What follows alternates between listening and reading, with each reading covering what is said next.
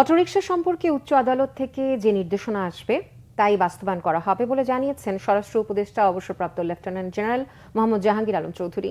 তিনি আশা করেন নির্দেশনা ভালোই আসবে। সচিবালয় আইন শৃঙ্খলা সংক্রান্ত উপদেষ্টা কমিটির সভা শেষে ব্রিফিংয়ে স্বরাষ্ট্র উপদেষ্টা জানান, সড়কে কোনো দোকান থাকবে না। ভুয়া ও মিথ্যা মামলা হচ্ছে বিষয়টি স্বীকার করেন তিনি। বলেন, যারা মিথ্যা মামলা করছে তাদের বিরুদ্ধে কঠোর ব্যবস্থা নেওয়া হবে।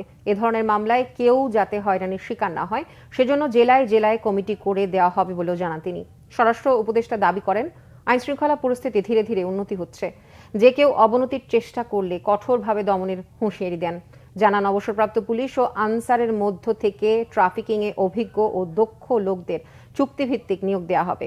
কমিউনিটি পুলিশিং এর মতো আপাতত ঢাকায় 500 জন নেওয়া হতে পারে। শিক্ষার্থীরাও আগের মতো দায়িত্বে থাকবে।